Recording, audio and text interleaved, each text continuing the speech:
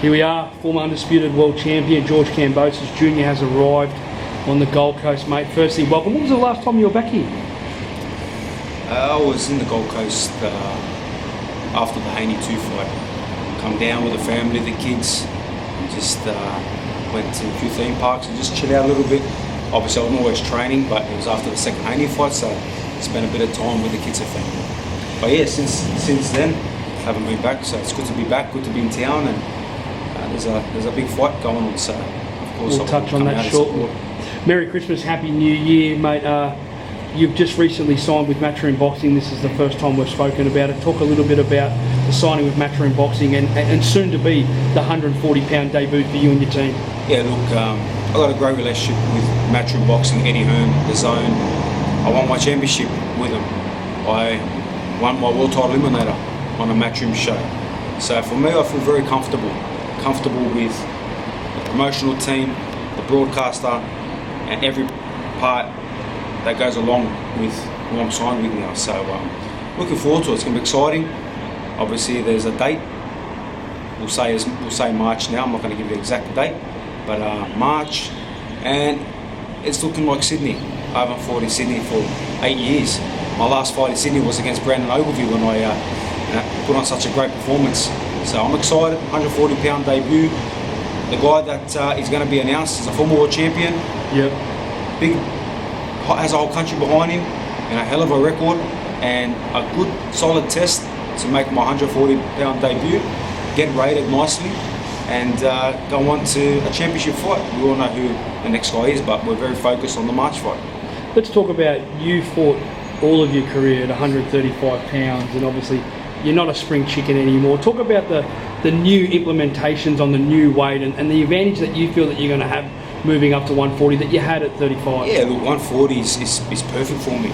You know, I'm naturally walking around at a solid weight. I feel much more muscle on me, I feel stronger, I feel faster, much more energy in training, so I feel good. 140 was a natural move after doing everything I could at lightweight, fighting, you know, the guys that I fought there, collecting every belt at lightweight, and after that Lomachenko fight, I said, look, it's time for me to move up, chase, you know, another championship in a new division, and again, moving up gives you that new sense of what I'm fighting for. You know, I've got more life to me, I'm bigger, I'm stronger, more energy, I'm enjoying my training, so it's not the weight cut, I've got to get down to that 135 pounds, it's like, yeah, 140 is not going to be a hard weight cut. Even though I put on a lot more muscle, I'm looking a lot bigger. 140 is not going to be extreme weight cut like I have in the past. So yeah, I can't wait, man, to step in there in March, ice this guy. I'm coming to ice this guy, I'm coming to knock this guy out,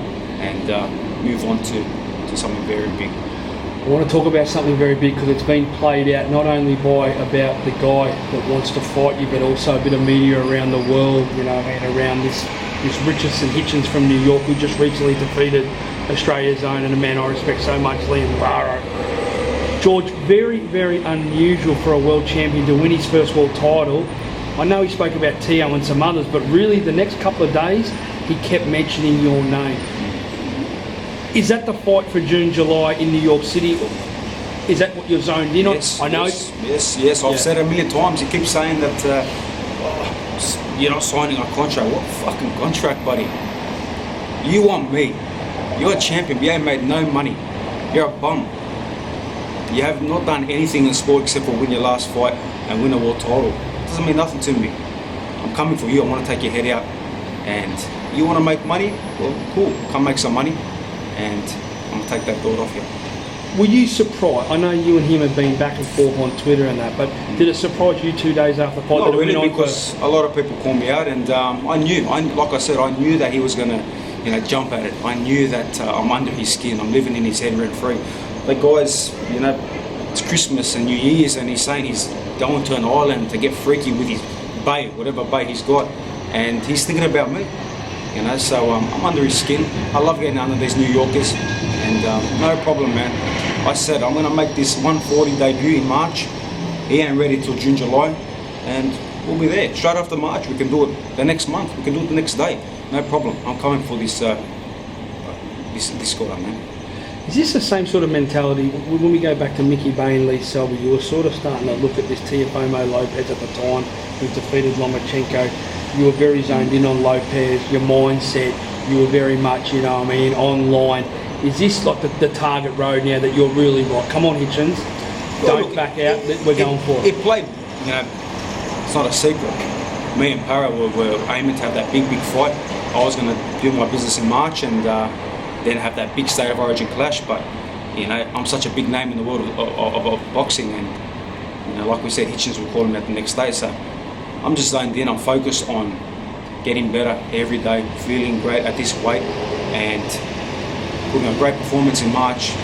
I'm going to take this guy's head off, and then we go straight into Hitchens. You know, SHITCHINS, no problem. I'm here. You know, what am I worried about you? He says a couple things here and there.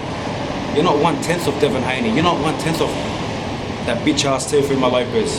You're not 1/10 of Lomachenko. So what makes me worried about you? I'll come to your hometown.